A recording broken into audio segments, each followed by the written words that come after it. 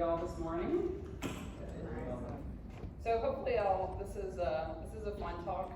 This is zero, well, maybe a little bit of medicine, but not much. But this is kind of turned into my side hustle, so to speak. So it's, didn't really plan that, but it just kind of happened. So how many, just by a show of hands, like how many of you guys have TikTok on your phones? Facebook, Instagram, YouTube, LinkedIn. So lots, all of you guys, almost every single one of you raised your hands. And I think that's the point, is that we're all content consumers. And that's a weird phrase, but we all consume social media content. I read something this morning when I was content consuming, that 78% of people when they're watching television, they don't watch the commercials. They actually look at their phones. And so I think that speaks bounds for the way marketing is these days, and the way social media really just reaches everybody. And so I just want to kind of talk about that and how you might use social media to market yourself, build your brand, to kind of show who you are, and how you might utilize that to your advantage in your practice. So yeah, any of you guys have kids that use social media platforms? So yeah, and I think that's really one of the reasons why I got into social media is because I have two small kids. They're not old enough yet to have social media on their phones, but I think it speaks volumes for how the next generation of healthcare really utilizes and is inspired by content that they see every day. So a little bit about me. I've been in practice for 10 years, born and raised here, went to MCG, University of Georgia for undergrad, and did my training at Duke. And I started using social media. I've always been loving to content consume. I've always loved to share my life on social media, so it's something that's always been a part of me. But I've struggled with how do we use that professionally. So I actually had an Instagram page a long time ago, but never really shared anything because whenever I was growing up and in medical school, we weren't supposed to share on social media. They told you do not post anything on there, just don't. And if a lot of people de-identified themselves and didn't, it wasn't really something that we did. But nowadays, it's quite interesting because medical students, residents, they use their social media platforms to build their resume. And so it's really changed. And I think that my generation has always had this negative connotation to social media. And I think that's really changed a lot. Oh yeah, I wanted to do this too. I always get a selfie. Okay. All right, everybody. Thank you. All right, so anyway, so who am I? I'm board certified neurosurgeon for 10 years. I'm Dr. Grunch to most of my patients. Betsy, I am a wife, I'm a friend, I am a mom to two beautiful kids and two fur babies, and if you come to dinner tonight, you'll probably see me carrying one because he literally is my smallest baby. And I am Lady Spine Dog on social media platforms, and I'll tell you how I kind of came up with that. So I hope this plays right because I was messing up earlier. But this is the kind of stuff that we see on social media. And I'm going to use a lot of my own videos during this talk to keep it fun and interactive. Make sure I don't go over time. So here's just, no, sorry. Ah! Hold on. It's messed up. All right. Let's try again. It's not going to do it. All right. Anyway.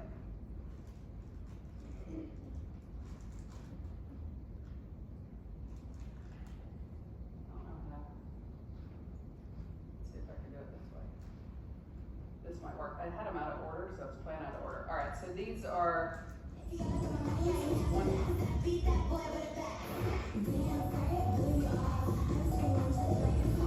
So that's one content creator, super famous on TikTok. She's got 4 million followers, and this is her. Is she a neurosurgeon? She is not.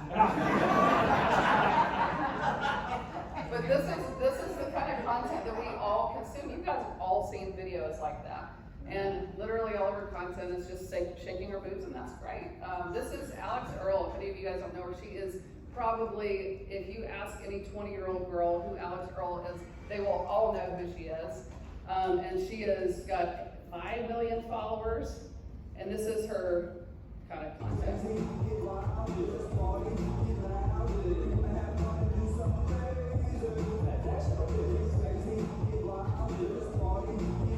I mean, she's cute. She likes to party. And then the next video after this was her babysitting some kids and doing other stuff. This is another influencer. She has 8 million followers.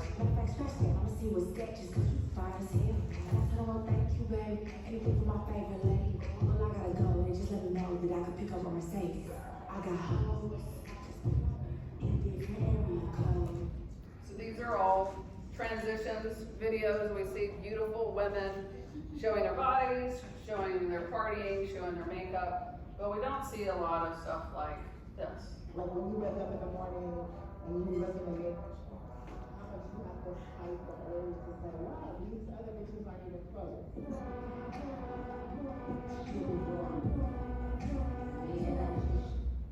So that's one of my most popular TikTok videos, had like 14 million views, kind of crazy.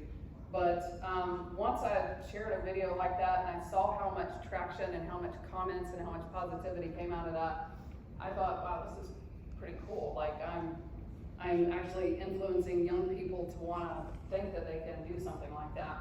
So that's kind of what started. Let me get through this, sorry. I was gonna do that. So being authentic, I think, is something super important in medicine, and that's not just on social media, that's just in general. To be yourself with your patients and with your staff and with your family, and building a brand is kind of that. It's marrying a successful career, it's being, part of your family, your personal happiness, and that's in the office and out of the office.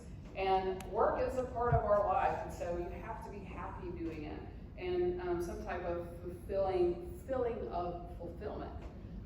So why did I choose neurosurgery? I just wanted to take a few minutes and explain why I went into one of the most competitive fields in medicine. Why would somebody like me want to become a neurosurgeon?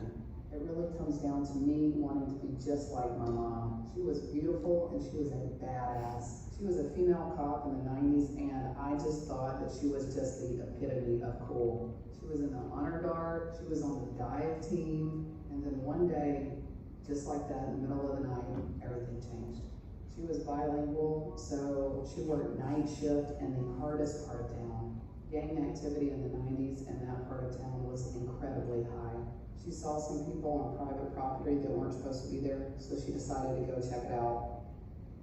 And they shot at her car, and this is what happened. She tried to dodge the bullets and hit a tree and was instantly quadriplegic. I was 14 years old when her neurosurgeon came to us and said that she would never walk again. So my desire to become a neurosurgeon was from that moment forward, in which I wanted to help people just like her. By the way, she's still a badass. This is her carrying the Paralympic torch in the '94 Olympics, and this is her at my wedding. So 28 years later, here I am reaching out on this platform, sharing my story with all you guys, sharing the knowledge that I have learned, and helping people, and that is why I do what I do. So that's my story. I like to do a video because I usually get choked up when I talk about my mom. The very abbreviated version of my story, because all you guys always ask, is that my mom was involved in a car accident when I was 13 years old. She was injured in the line of duty as a police officer and was paralyzed from a C4 spinal cord injury. Obviously, this was a very traumatic experience for me. I was just kind of starting high school. So I went through her recovery with her and actually became a certified nursing assistant. I did this to help learn how to take care of her, and went through high school wanting to really understand spinal cord injury and why this could happen to somebody, like why they would never be able to move again. So I became very interested in spine surgery and in spinal cord injury and trauma, and I decided I wanted to be a neurosurgeon, so I started shadowing her neurosurgeon. I then went on to college and obtained a 4-year Bachelor of Science degree in biology and pre-med, and it was accepted into medical school at that time in my state school. My mom unfortunately had some deterioration of her medical condition at that time, and so I took a year deferment and went on to be a triage assistant for another neurosurgeon in our town. I then learned a lot from that experience. My mom actually got a lot better. I went on to medical school and did 4 years of medical school in my state. I became very integrally involved in the neurosurgery department at my medical school and started obtaining a lot of good mentors that could guide me in the right direction. I did some papers on neurosurgery. I gained a lot of experience, had a lot of good mentors and sub-Is, and I went on to match in neurosurgery at Duke.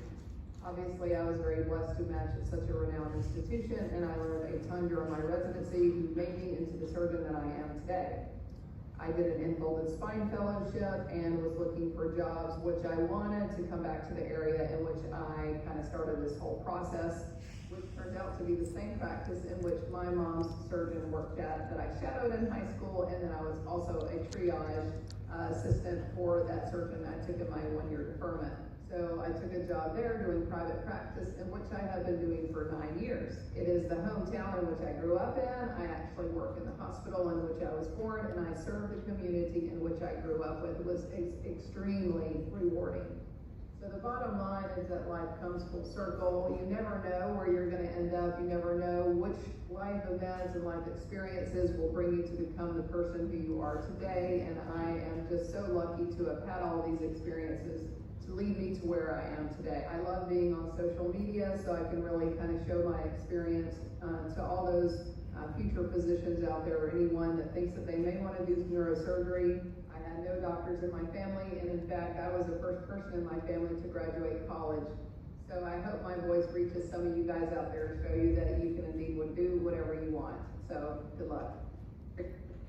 So I think a lot of us are all guilty of this. Like, we all hire all these videographers and come and make this super fancy film about our life, and we put it on our website and so our patients can see, and that type of content is kind of stiff, and I think is not seen as more natural. Literally, I'm just sitting on my back porch videoing this with the selfie mode on my phone.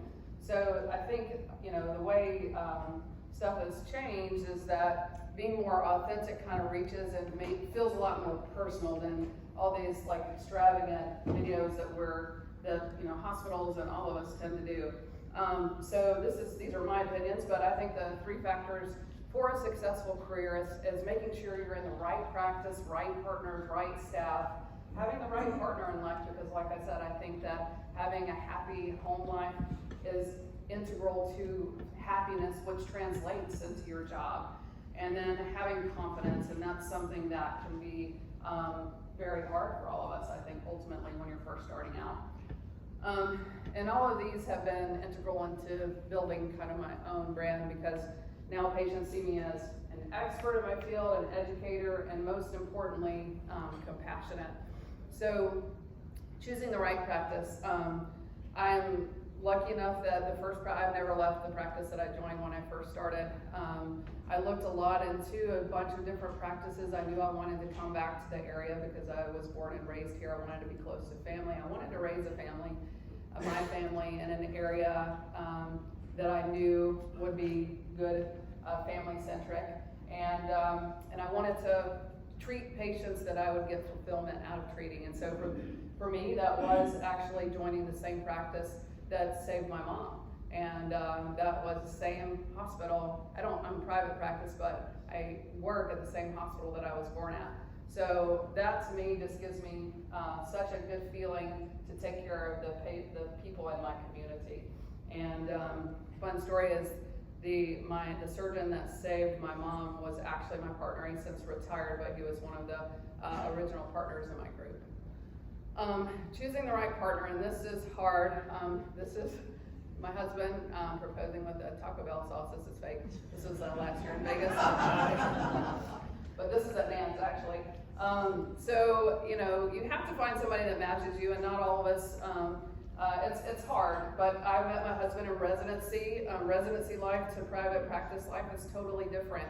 And as you change in your career and in your life, you have to mold with whoever that partner is.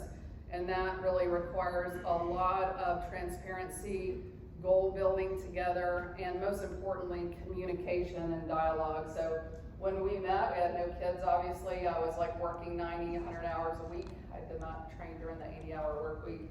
And it's a much different life than how it is now. And so now, you know, I have to, being a surgeon, my schedule, just like y'all's, is unpredictable. So if I'm not home at 5:30, I have to tell him, or so he can kind of prepare. So we have, you know, constant dialogue just to make sure we're all on the same page and don't kind of get into a situation in which, you know, we get disgruntled at each other, which does happen. So confidence in yourself, I think we're all guilty of having imposter syndrome. I think women have imposter syndrome so much more than men. We never feel like we should be where we're at, even though we've worked our ass off to be where we're at. And I don't know why we do that. But there's a fact, an article that said 80% of female CEOs have experienced some form of imposter syndrome, and that's crazy to me. But it's the same in medicine. So for me, you know, when I first started, I'm like, the first case I did, I'm like, I should not be here. I should not be operating on this person. I don't know what I'm doing. And then, you know, you do the case, you're like, okay, oh, I don't know how I did that, but that's over. And then you kind of do things and you get comfortable with what you're doing, and then, you know, and I still question my decisions. I still run cases by my partners. But I think as you kind of learn and grow, you become more confident in yourself, and that confidence will wear off into what you recommend for your patients and how you're interpreted as a provider, because confidence is really important to them, trusting what you recommend for them. And I think personally it took me about 5 years to do that, and having faith in your training, faith in your skill set, faith that you know what you're actually doing, and that translates into building trust with your patients. So authenticity, why did I start doing social media? I wanted to kind of break the stereotype. There's 219 board certified female neurosurgeons in the United States out of over 4,000, so there's not many of us. So there's not people that look at me 0% of the time, usually. If I'm out at a restaurant or something, no one thinks that I'm a brain surgeon, which is funny, but I wanted to break that stereotype. I wanted to show an outlet. I wanted a creative outlet. I wanted to show my authentic self. I wanted to share my journey to inspire other people. And I really like to teach, and I'm in a private practice, and I don't have the ability to teach that much except to my PAs and to my patients. And so for me, this platform was something that I could do that and reach a lot of people to do that. So I actually started posting consistently during the pandemic. So like all of us, well, for me personally, like I do most of my cases at the hospital. We couldn't operate for 6 weeks during early 2020. And me and my PA were in our office and doing nothing. And so we're like, hey, let's make a reel. We'll make some dumb reels. So we made a few.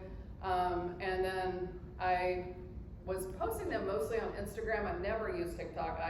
My husband annoyed the crap out of me by TikTok. And I'm like, can you please turn that off? But I was trying to make a video, and I opened the app and I used the sound, and I just posted it publicly. And this video went viral, and I'm kind of embarrassed to show it, but I'm gonna show it anyway. Because I'm not a good dancer, but this is so offbeat. But here we are anyway. Don't judge me.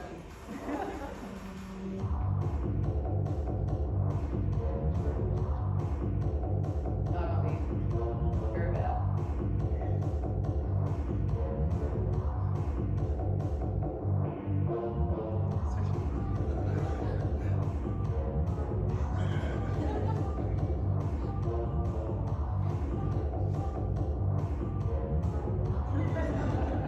So the angle's very bad. I didn't have makeup on. It was really late at night. Music wasn't paired, and anyway, off it went into viral TikTok space, and you know, like I had like 2 followers, had like 20 views on videos, and this one had like 100,000 views for me, which was viral to me. And then like just lots of feedback, lots of like, I'll never let you operate on me. You can't even dance. I'm so embarrassed.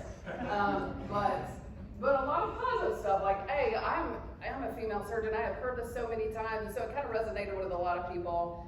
And it kind of got me thinking, I mean, you know, I was like 8 years into practice, so pretty comfortable with what I was doing, kind of bored. My kids are not in diapers anymore, and so I was like, all right, I'm gonna like look into this social media thing. So I read that you need to post every day, so I decided, all right, I'll do one post a day. That was in September of 2021.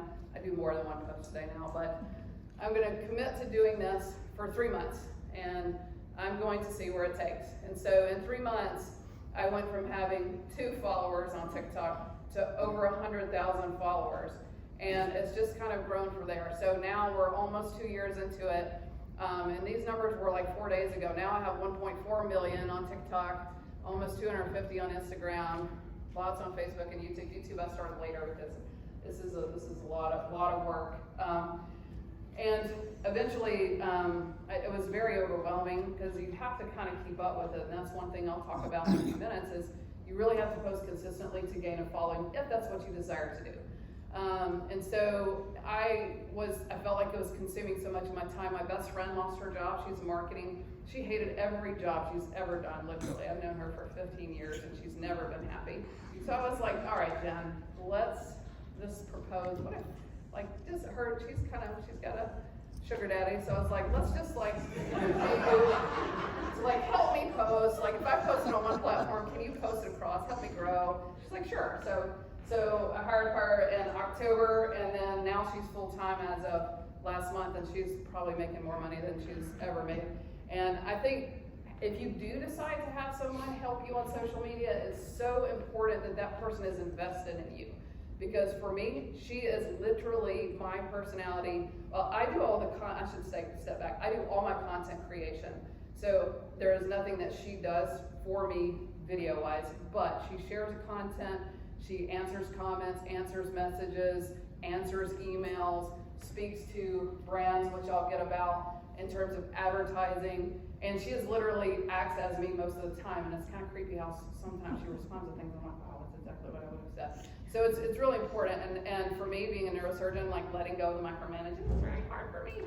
So, so why did I choose the name Lady Spine Doc? I think if you do decide to do social media on multiple platforms, it's so important to keep the same username because that's how people identify you as.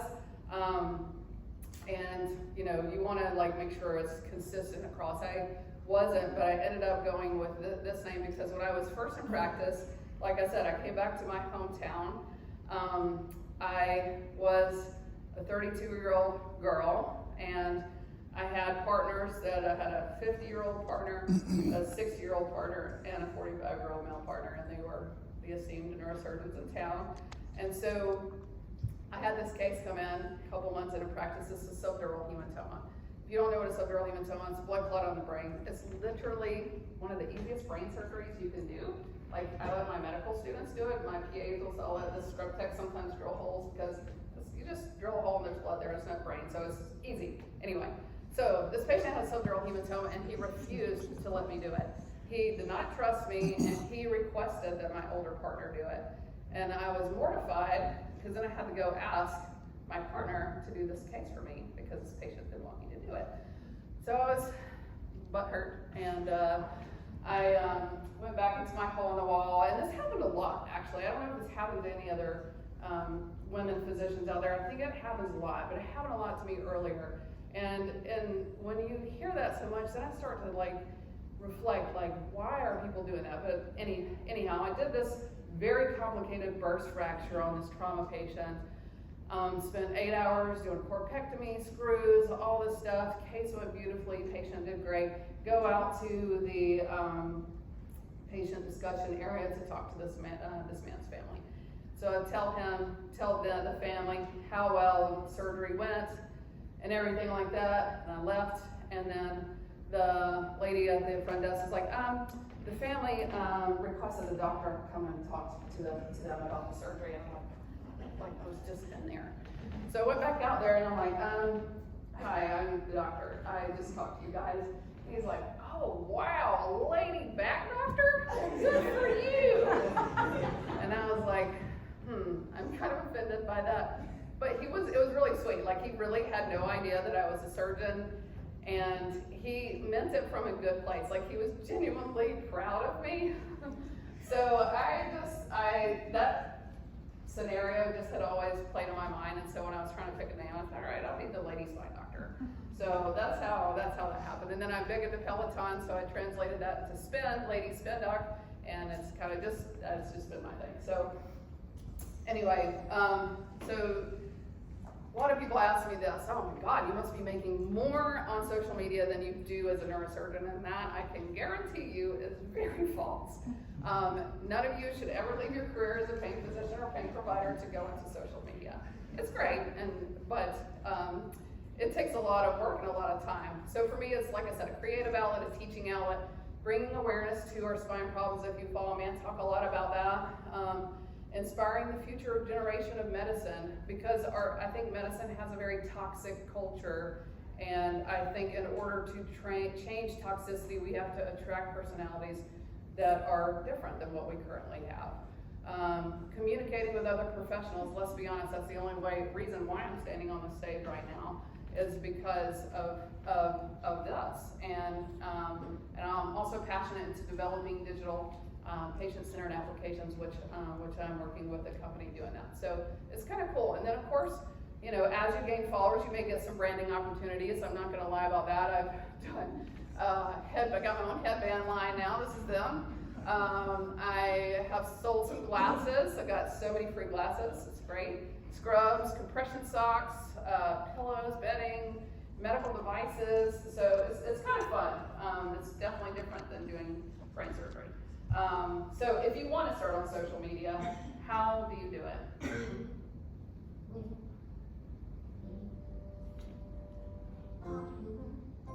You're gonna be popular. So I know probably a lot of you guys are in private practice, which makes this a little easier, but if you do have privileges at a hospital, you kind of have to check their social media policy. So fun story, we didn't have one when I first started social media, then all of a sudden when I started gaining traction, we had a social media policy. I was in medical staff services quite a few times discussing some of my content. So I think it's important to kind of learn what that is and what you shouldn't. And the most important thing, and I've learned along the way too, it's like if you look at your videos or whatever you post on social media, look at how your patients would see that. What would they think of you if they saw that video or photo or story? You don't want to be out there taking shots like Alex Earl on Jersey Shore. Probably not the best look.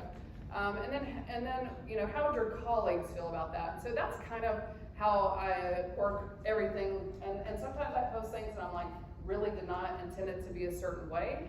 And, you know, you learn from those experiences.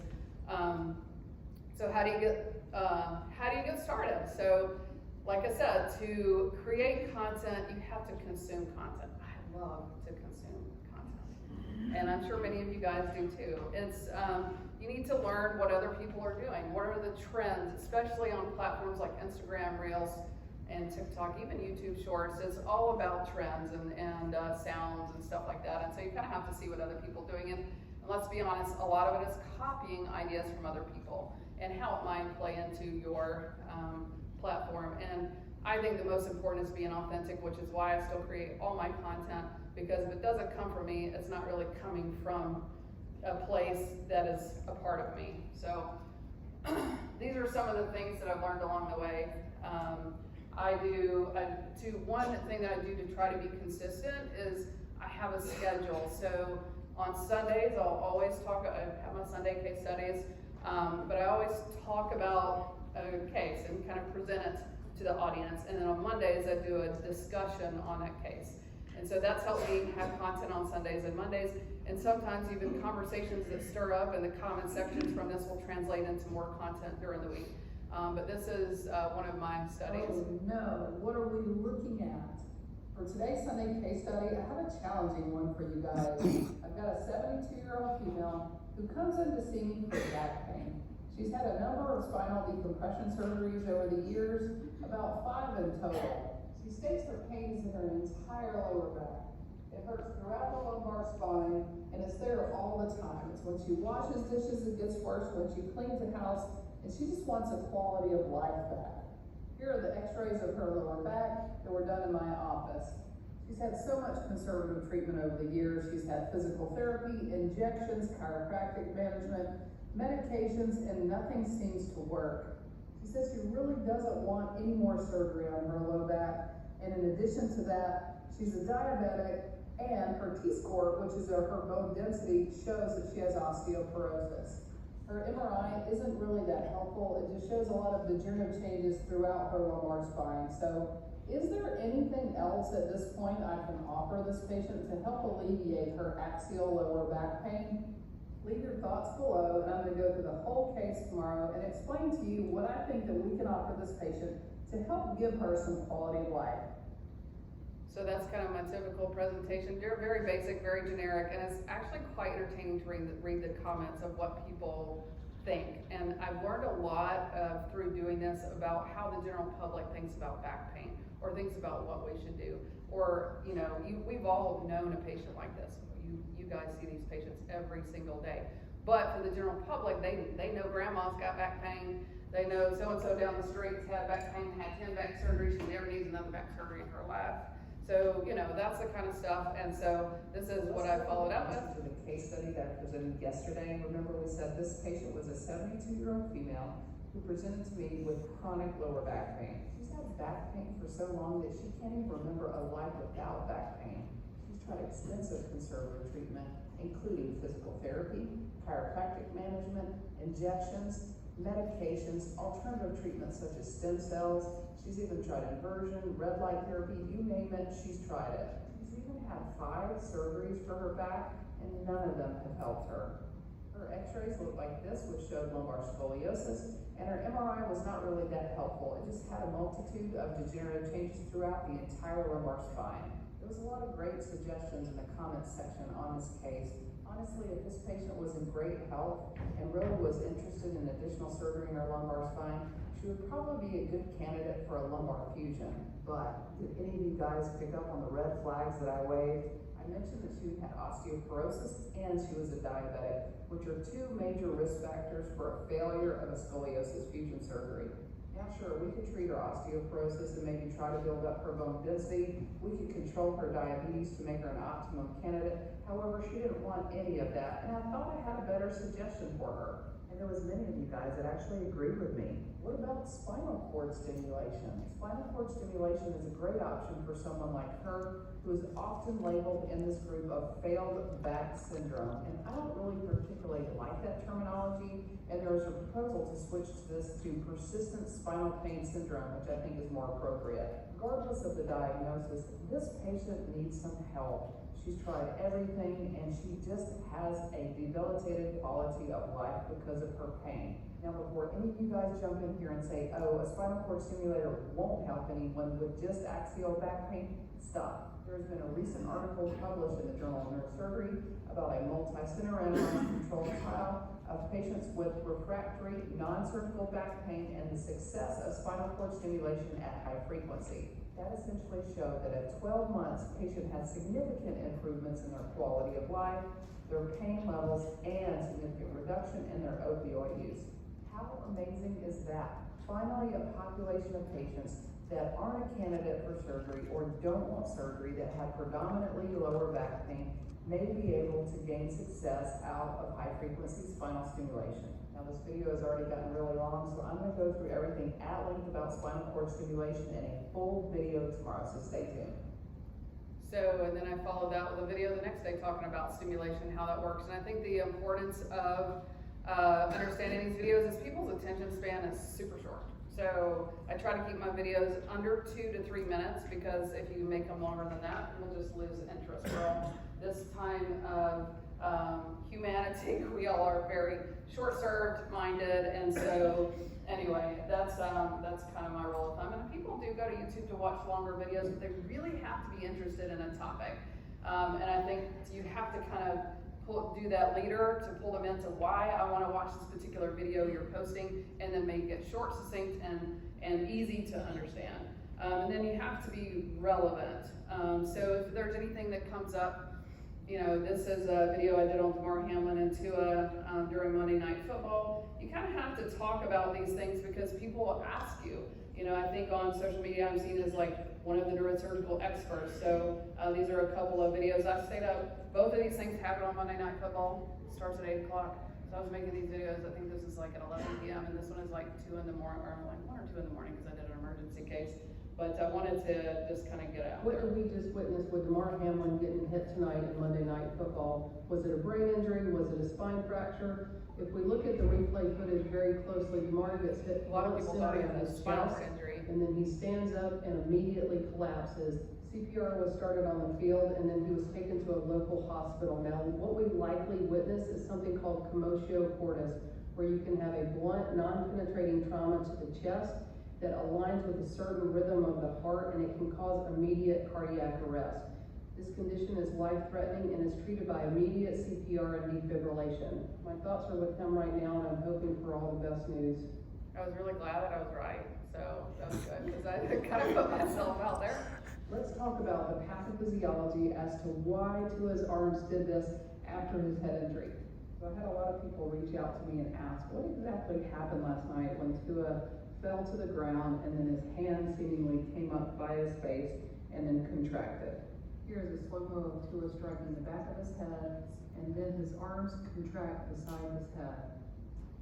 It's not really a seizure, but it's a kind of positioning the body can assume after a head trauma. The forearms can be flexed or extended, and it's usually in the air for a few seconds right after sustaining that concussion. We see it all the time in football and boxing or any contact sport. Now, the pathophysiology is fairly complex, but to keep it in simple terms, when the brain sustained the trauma, there is neurons that are fired that raise the arms. There is a nucleus beside the brainstem located near the cerebellar peduncle. It's called the lateral vestibular nucleus. If that nucleus is stretched with mechanical forces that happen in a concussion, that LVN will fire. That will then send signals to the spinal cord that will then activate those muscles in the arm to cause that type of posture response. In extremely simple terms, if the head sustained trauma, you get abnormal firing of neurons in the brain causing this type of response.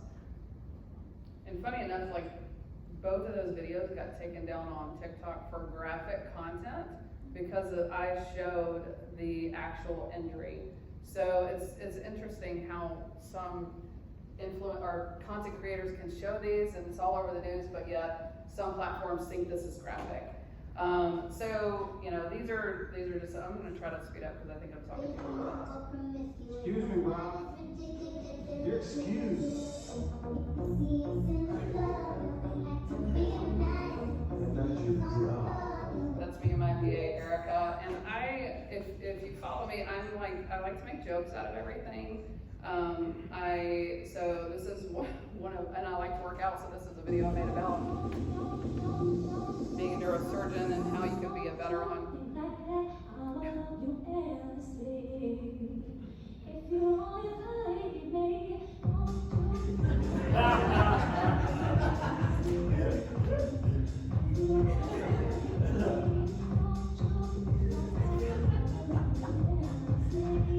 It's true, this does work.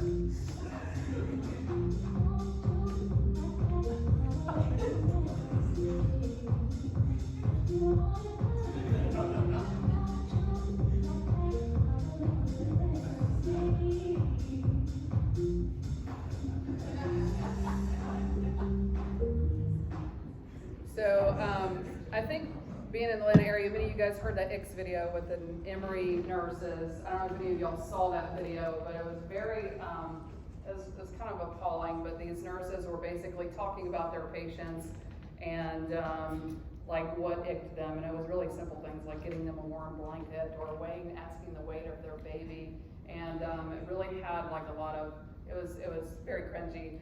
So I think a lot of people started talking about their own icks, and so I took the opportunity to kind of go through this with my PA. Erica and I are discussing our This is a voice gifts changer, by the way. that we have done each other. I made a list because I don't want to miss my opportunity. Okay, you don't have them. All right. So my first ick about you is that you like to eat egg salad sandwiches at lunch, and they're really smelly and gross. What's wrong with egg salad sandwiches? Just now, they taste really good. Okay.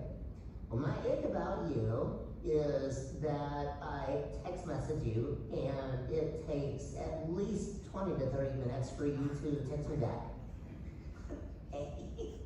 My next ick about you is that I text you back and it takes you 0.02 seconds to respond. I mean, is the phone just Velcroed or duct taped to your hand at all times? Oh, yeah, it does, yeah. And yours should be too. Especially when I'm texting you. I agree. Okay. I think they're too long to text me back. So next, on the same page, my next ick is that when I present a patient to you, I then have to re-present the patient to you because you're taking down your phone. Because the phone's Velcroed to my hand, and the message is important. Okay, so my next ick about you is I text message you to tell you that I'm running late, and then I'll be there in 20 minutes, and then in 10 minutes you text me and ask me where I'm at. I get worried, okay? I'm not dead in a ditch somewhere. I'm coming, okay? I can't help it. Oh, so my staff is fine. And I also involve my family. I have 2 little kids and they love being popular and the kids talking about them at school. So it's fun. This is a trending sound. You see Butters right there, my other baby. What are you reading? My son. I just wrote what the appendix is. What is the appendix? I forgot what it said.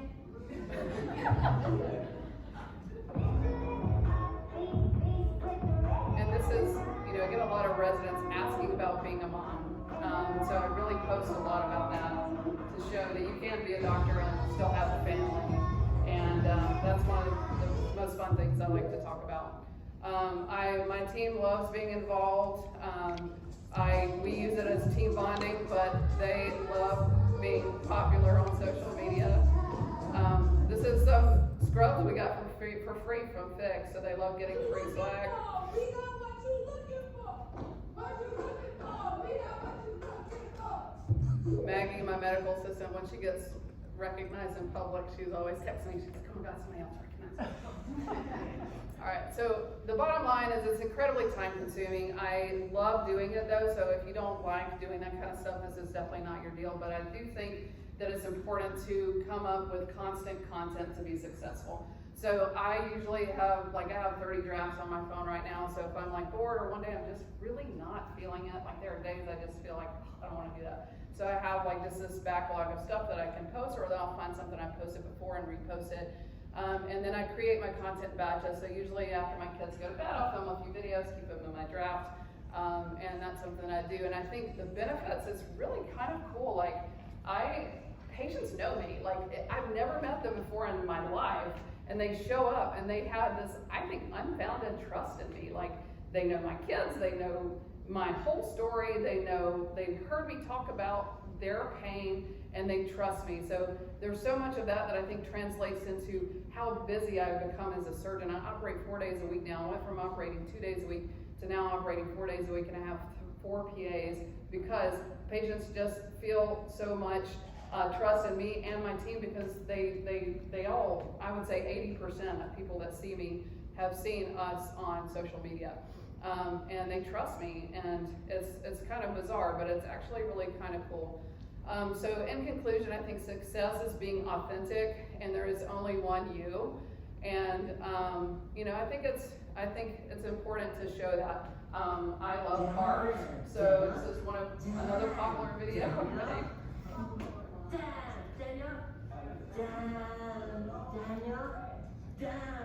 Daniel, back at it again. We got a lot of slack for having a motorcycle. But treat your patients how you would treat your family. These are all some of my beautiful patients that I've done a multitude of different surgeries on. I showed her yesterday, she's so cute. And then treat your family how you would treat your patients, and I think that's important. So treat everybody how you want to be treated, the golden rule, which I teach my kids. And And patients will choose a provider that they bond with. It's not always me. I have patients that want to transfer from my care all the time, and sometimes it's because I don't think they need surgery, but they do. And that's okay, because you want to have a patient that believes in you and vice versa, because that's so important for the patient-physician relationship. And they need to know who you are to build that. And most importantly is to be compassionate. So, thank you.